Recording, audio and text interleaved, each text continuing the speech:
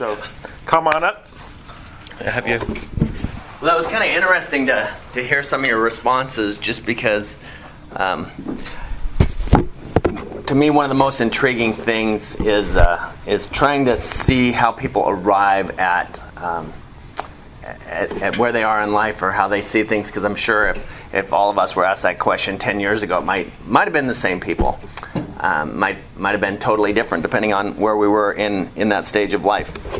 So I got to sit here and play with my technology so I can get it up. So it reminds me of a story. I was down in Colorado a couple of years ago for a conference, and we decided to stay with this family that we'd done some work with while they were in the military up here.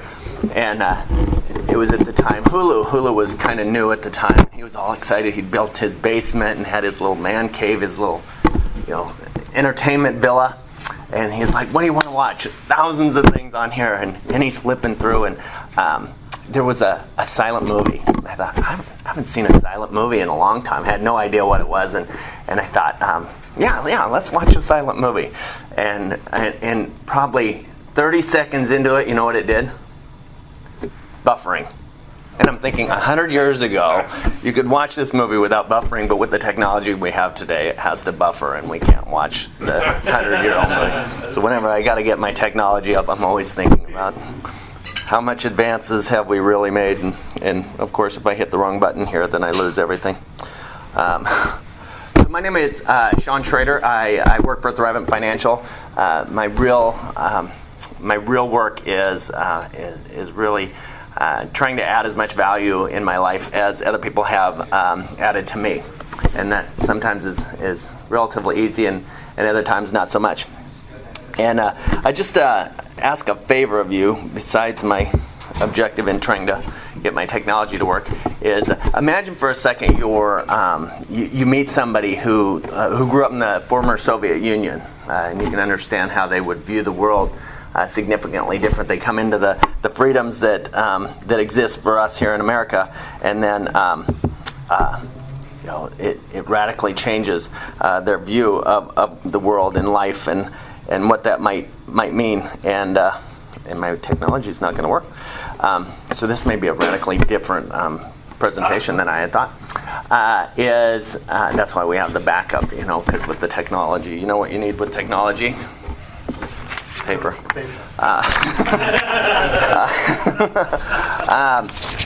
But you can understand that they would see the world different than we might see the world, and I kind of put myself in that situation because I grew up in an environment, and I'm not going to get too much into that was and I hate to use the word dysfunction because I think that's overused nowadays, because we really don't know what that means anymore. I mean, it can be radical, and other times it could just be, you just didn't have a bike for some people, and everybody else had a bike, so I had this dysfunction.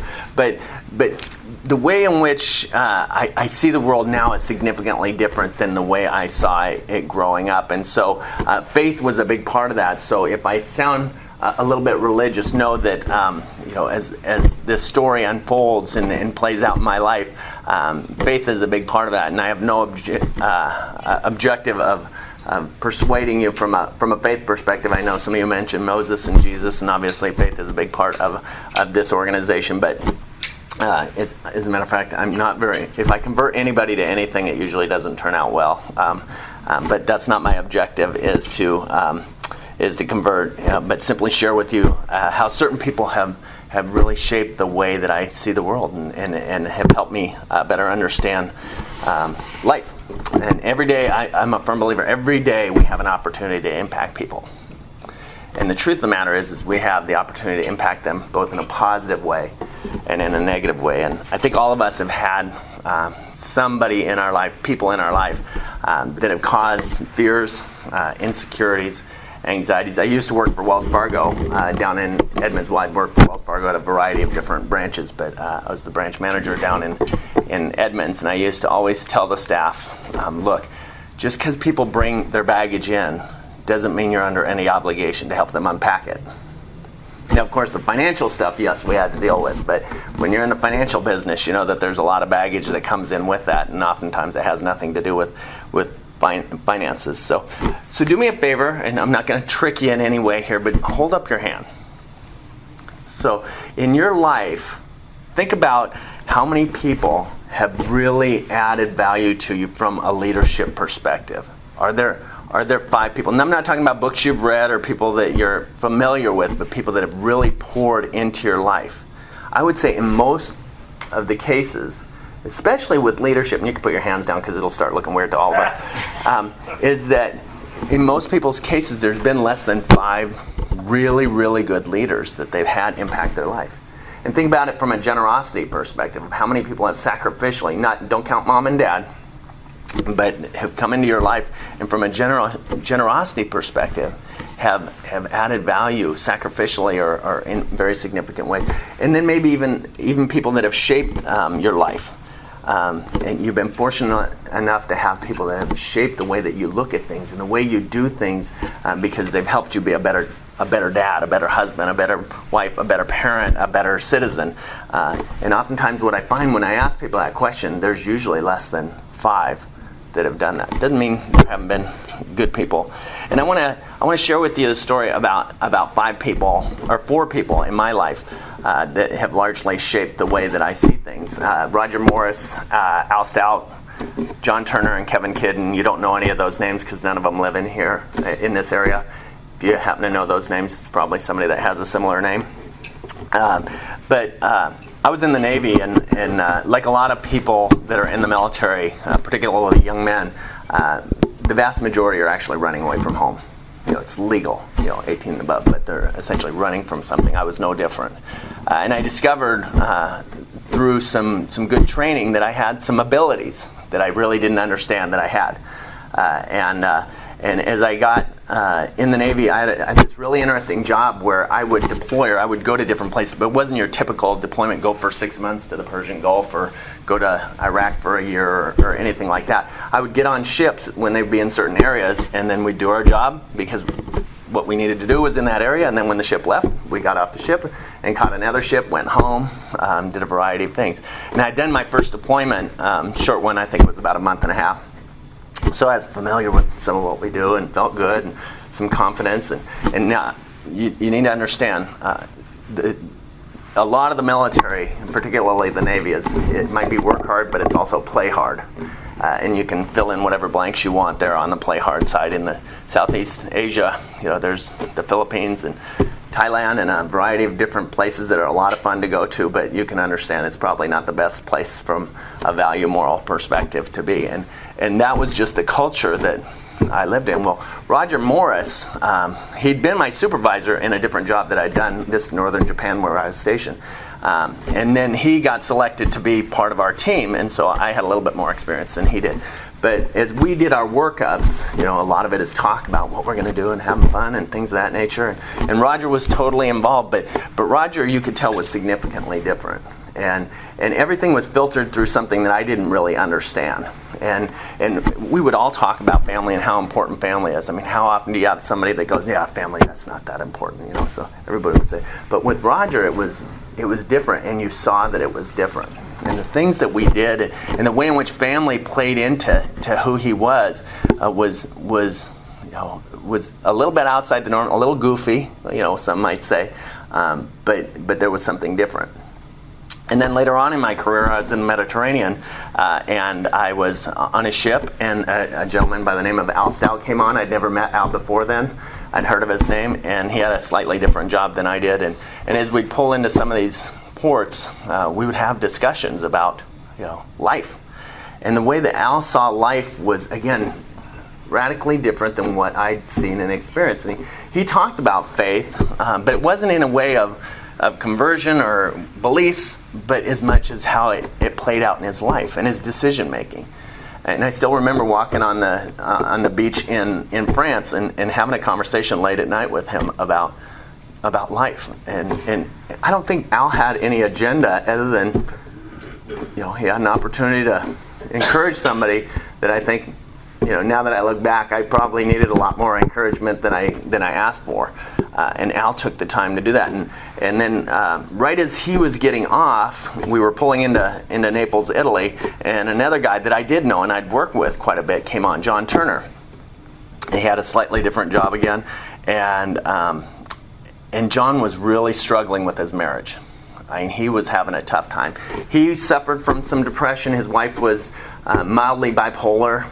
They had a child. She had a child from another marriage overseas. You add all those things up and you can understand. And I just remember John talking about stuff that just really wrestling with it. He was very transparent and looking for the answers. And this quest really intrigued me, how somebody going through these struggles. And at that point, my first daughter was only about 5 months, back up, about 7 months old. And I hadn't seen her much in that first year. My wife was active duty Navy. She was stationed in Spain. I was stationed in Spain, but on these trips. And then this will date me a little bit, but then August 2nd, 1990 happened right as we were pulling out of Naples, Italy. Anybody know for $5 of Gary's money what happened August 2nd, 1990? It was pretty close to that time. Iraq invaded Kuwait. Right as we were pulling out of Naples, Italy, and we were due to go west out of the Mediterranean and shoot off this carrier and go back home to Spain, and instead it went south and east and down in the Suez Canal. And so John and I's job, we didn't really have much of a job, but the captain would let us off the ship because he wanted some people that did our job just in case and help keep them in the loop of what was going on. We were just going to sit there until other ships arrived to take whatever might go forward. And John and I having great conversations about how to keep a marriage together. And we didn't have a clue. We didn't know what we were doing. But it was just incredible how he just poured himself into this, what he knew. There was no plan B. And unfortunately, his marriage didn't survive. But just watching somebody go through that was impactful to me. So fast forward a couple years, we go to Pensacola, Florida, where I get to be an instructor, Becky and I, my wife. And she's in an office with a guy named Kevin Kidd. And Kevin's one of those people that, you ever met somebody that's serious about everything? I mean, every once in a while it's nice to be around him, but for the most part, you get kind of tired of constant seriousness. But I was going to get out of the Navy because the job I had, I did love it, and it was great. I saw a lot of great places and things like that, but I knew it wasn't gonna, what it was gonna do to my marriage was just gonna be, I'd seen enough patterns. And what I've discovered is we are prone to being a mile wide, not all of you, not everybody, but being a mile wide and an inch deep in our life, particularly in relationship. And it's easy to say we care about people, but it's a whole lot harder. It's just like family, and Roger Morris helped me understand it. It's another thing to actually put in the effort and energy and change the way that we view things. And think about the times where you greet people and have a connection. Anybody want to guess the most common question in America? How you doing? How you doing? That's right. It's probably happened 4 or 5 times in this room already. Right? And they don't really want the answer. Yeah, and what's the most common answer? Fine. I'm fine. Yeah, I'm fine. I don't know about where you guys come from in your country, but I would suspect there's something similar of this, casual greeting. Somebody helped me understand a few years ago. He asked me, "How you doing on the inside?" And my pastor asked me the other day. I didn't even bring up what I was talking about, and he said something. So, how's your soul? And I thought, wow, that's deep. And usually when we ask that question, it radically changes the discussion. And it's intentional, and I would suspect that usually it's more than just fine is what's going on in our life. There's much more, and I love education. I value education. I grew up again not getting much. I barely got out of high school. If it weren't for some summer school and some night school classes, I wouldn't have made it out at all. And I'm glad that I did. And then later got out of the Navy and went to college. And there's something about formal education that has a lot of value, but what I've discovered is, and as valuable as organizational structures lead to success and how important they are, it's the intangibles. It's the informal stuff. It's like when we go to college. For those of you that went to college right out of high school, I bet your greatest memories aren't what you heard from the professor, but the guys and gals that were sitting to your right or left. And the things that we learn when the Kevin Kidds and the John Turners and the Al Stouts and Roger Morris come into our life. Strangely enough, none of those people were in a religious capacity, as you probably figured out. 3 out of 4 of those guys are now pastors, that I mentioned before. But can a person learn to swim without getting wet? You can talk all day long about the techniques of swimming, but until a person gets wet, those informal aspects are so important. And I think about baseball, now that we've come to the end of the baseball season. I'm always intrigued when I go to a Mariners game, because when you watch it on TV, it's like, why didn't he swing? That ball was clearly way outside. Why did he swing? What was he thinking? But when you're at the game and you watch that ball go by, if you sat on that third base line or the first base line and watch how quick it zipped by, it's intriguing. And to teach somebody to hit a curveball or to understand the velocity with this little stick and that little ball is pretty interesting. And the reason I have this bat, and you can notice that some things are on it, is that I got this thing, and I got a couple looks coming into the hotel today, just to let you know. There may be a security detail that's out there. I tried to carry it backwards so that they didn't understand her. But I got this bat a few years ago, and I decided to, with the staff that we had there at Edmonds, had them sign it. You know how cool it is to have somebody ask you to sign their bat? If you want to make people happy, get a bat and have them sign it.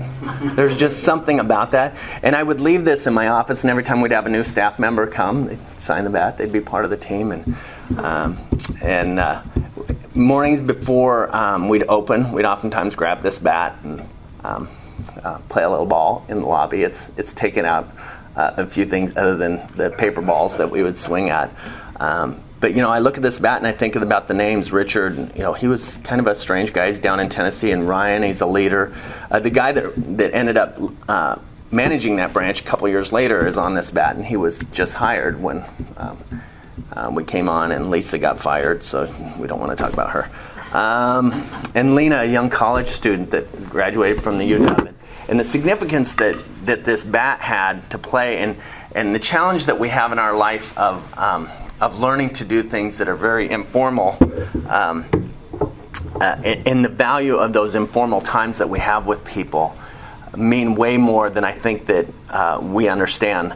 And the footprints that appear in our lives are, you can't see footprints ahead of you. You can only see them behind you. And there's a lot of value in looking back at these things. And I've been fortunate. One of the reasons my wife and I moved back up here to this area, I grew up south of Seattle, was to do some work with military families.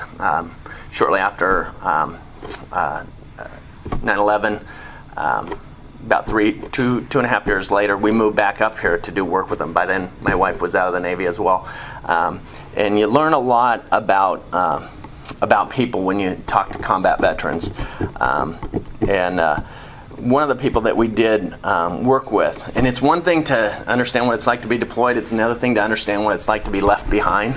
My wife ended up deploying later, so I know what it's like. And if you're ever interacting with military couples that deploy, let me tell you, it's much, much harder to be left behind than it is to go. It's much, much harder. When you go, there's clear rails and clear path, and everybody knows their mission. When the person is left behind, all of the rails have been taken away, and mom and dad are back in Arkansas or Connecticut and things like that. So just to let you know. But one of the guys that I did a lot of work, and I was chatting a little bit with Gary beforehand, was a guy named Andy. Now, Andy was 6'4", 230 pounds. He's the kind of guy, chiseled Marine. He's the kind of guy you could say, I could see why the Marines wanted him, and I could see why anybody wanted to work with Andy. His values, his caring, his willingness to do what was asked. I mean, he's a perfect Marine. But I used to say to Andy, because I'd never been in that kind of combat situation, is I'd tell Andy, Andy, you've slept in dirt. Guys that have slept in dirt can relate to you. You can get through on things that I can't as they struggle. And Andy struggled with quite a few things. And one of the things that he struggled with was survivor's guilt. It's really the challenge that many combat veterans deal with. And so let me kind of give you a little bit of scenario, and I'll take a couple of liberties on this, but imagine, these three guys have to take this house in front of them, and Andy's over here on the right, and his job is to keep his eyes over here and what might come, and Jeremy's here in the middle, and his job is to make sure we stay on task and we get to where we're supposed to go, and to look for enemy opportunities there, and then Anthony might be over here, and he's watching for the left. And when they move in this position, a shot comes out of who knows where, and down goes Jeremy. Okay, and then they still do their mission. They still do what they need to do because that's what they're called to do. They can't just stop and abandon everything because then they're just targets. And they just keep moving and they do what they need to do. And hours seem like minutes. And at the end of it, at some point there's some level of debrief, and that platoon sergeant comes over and says, "What happens? What happened to Jeremy? How did, and Jeremy's gone. He's dead. I mean, that's just the way it is." And he's trying to figure out, what did we do? Did we do what's right? And he asked Andy, what was your job? Keep your eyes on the right. Were your eyes on the right? Were you doing what you were supposed to do? And he's like, yeah, I was. I kept true to what I was asked to do. And if that platoon sergeant says, and this is some recent studies that we're finding with combat trauma or PTSD, is that if that platoon sergeant makes Andy feel, one, that Andy trusts that he is genuine and sincere in his mission and objective and authority, if he's asking those questions and he helps Andy understand you did what you were supposed to do in that debriefing time, it radically changes the way that Andy will be suspect or susceptible to post-traumatic stress, some of the challenges, because somebody in authority who's trusted fills in the blanks for him. And the same is true with that platoon sergeant. He goes to his company commander, what happened? And that company commander helps him or her understand that you did the right thing. You did what you were trained to do. Yes, chaos ensued, but you took care of it the way that you were supposed to. And same way all the way up the line. There's people that deal with PTSD that have never seen combat. I'm working with a guy named Michael, that he used to send guys out with gear. And he would always say, "See you later." And some of them he wouldn't see them later. And nobody filled in that blank. Now, what happens if nobody fills in that blank? This is what happened a lot in Vietnam, we know. If nobody fills in that blank as to what took place and whether things were handled correctly or not, you fill in the blank. And if, like many of these men in combat or in the military, come from somewhat of dysfunction and they don't really like themselves, they don't think highly of themselves, they're burdened by insecurities and fears and anxieties, they fill in the blank. And that's not a good person to be filling in the blank. And I think back of how we're shaped and some of the things that we do. And I understand that not everybody has dealt with that high level of loss and threat. But your experiences in walking with people through cancer, or your own experience in family members that have dealt with it, or your experience, or divorce, or bankruptcies, or failures, and us leveraging those to help people fill in the blanks when they go through them are significant.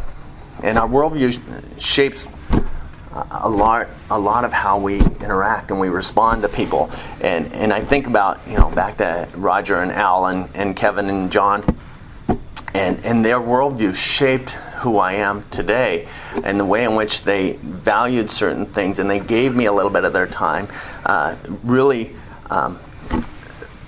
has made a significant difference in my life, along with a handful of other people. And I think about today's world that we live in, and it's like the technology thing that I was joking about, but how funny it is that it wouldn't function the way that it would, is that we buy into some of these silly notions that life will be better if, that term work-life balance, I really hate that now. I don't like that word, because it implies that you can have it, really.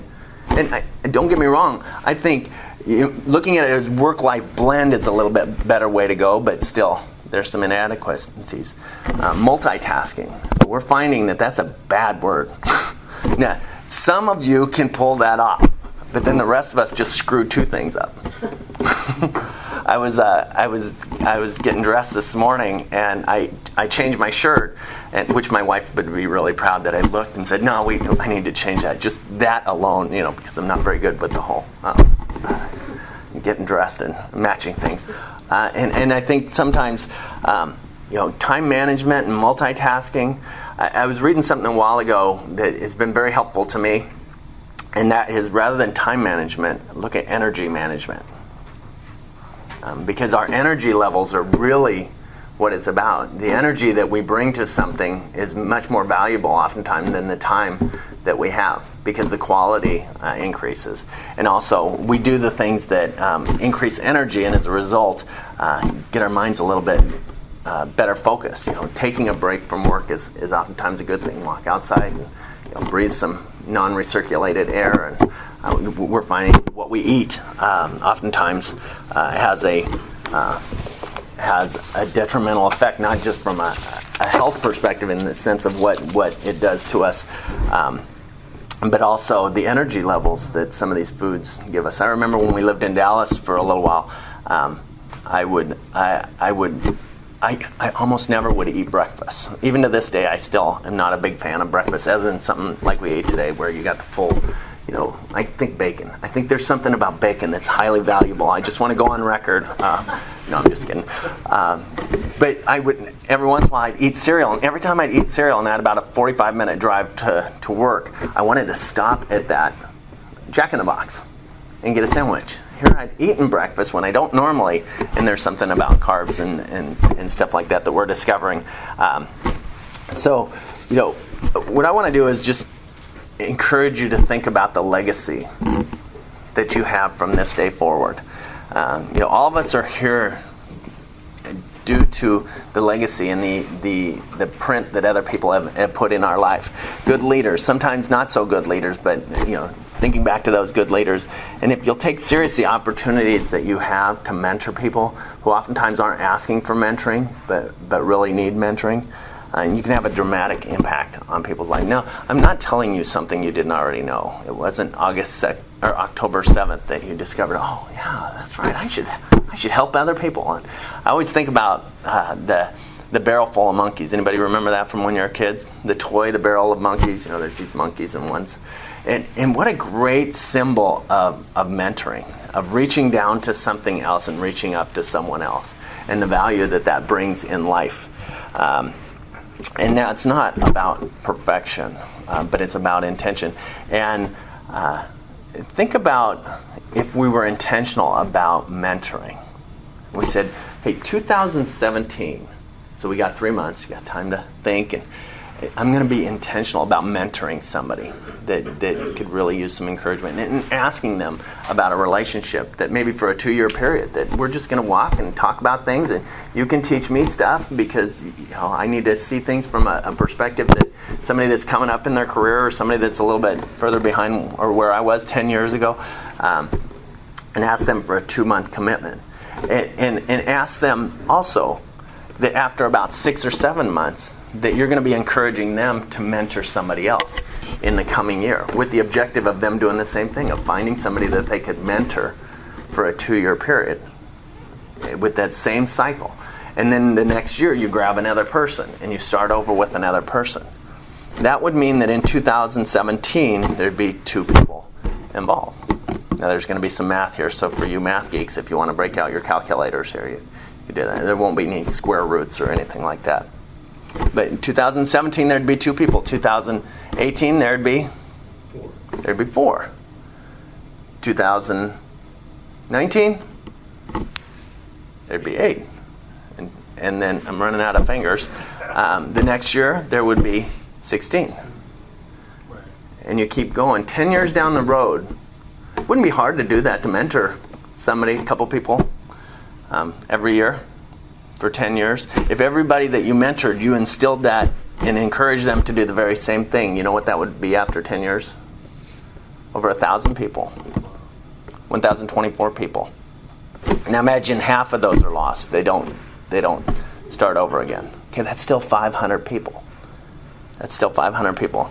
And as you look at your life and the people who have significantly impacted you and the way you see yourself, ask, how many of them, have left a mark, and how many more can I leave a mark with? So, a couple of years ago, and we can call it a midlife crisis. That's fine. Let me make sure I can just pass one of those around. I just started thinking about just life in general, and who I'd been impacted by. And who's impacted me, and just where am I going? What's next? And I started thinking, well, how much time do I have? I had found this website where you could determine life expectancy, which for some people it's like, no, I don't want to know. I don't want to think about it. I get it. I'm not encouraging you to. But I just kind of thought it's intriguing. And so it said I had roughly about 28 years left based on this. With average life expectancy, health of your family, you put some stuff in there and it gave me 28 years. Now, I didn't put that on the calendar. I didn't, but it just made me think, okay, 28 years. And then the sort of numbers geek in me thought, well, how many months is that? And that was 336 months. And, well, how many weeks is that? And that was about 1,500 weeks. And then it just got stupid, and I was already in the process. So 10,200 days, so I might as well know what that is. No hours. I don't have any hours. By the time I finished the exercise, that would have changed anyways. But I thought, how much time do I have left? And what am I doing with that? And how do I evaluate those years and those months and those weeks and those days? And I thought, okay, 1,500 weeks. And I went out and I bought 1,500 matches. 300 in a box, so I bought 5 boxes of matches. And what I did was I said, every Saturday, I'm going to light a match. And I'm going to think about the week. And I'm going to think about, did I make the most, and this is all symbolic, did I make the most of that week? Sometimes if I wasn't paying attention, it would burn out real quick, because if you turn it the wrong way, or if I go this way, I use it too quick. And it was just a reminder of, am I using that week? Did I use that week? And I feel the heat of it, and I smell the sulfur, and I thought, it's a good reminder. And hey, can I get it to the end? Can I use it? Did I use this week? And every once in a while I'll grab it at the end and burn my finger, and it hurts right now. Oh, God. But I get the most out of that match. And I thought, did I get the most out of that week? And next week's coming. Am I going to get the most out of next week? And this is just symbolic. It was just a reminder. It's a reminder for me. When I travel, I'll try and put some matches in my case, or in my travel kit, so that I don't forget to do and interact with the match, just as a reminder of the blessings that I've had, the blessings that people have given me, the opportunities that I've had. And I gave you a match, and here's what I would say to you is have one of my weeks. If what I've said to you adds some value and it helps you this week, then it's your match. If you want to light it and start a fire tonight, that's cool with me. If you want to throw it out, I don't really care. I'm more than happy to give you one of my 1,500 matches, though, because this time that I have with you is incredibly valuable, and I hope it's been valuable to you. And again, I want to go back to our hand. And before I ask you, how many people have you added or have added to your life that you can think of? And I know some of you thought of some names, or you had some faces in mind. Not just because you nodded your heads, but because there are people. What I want to ask you is, how many people have you on their hand?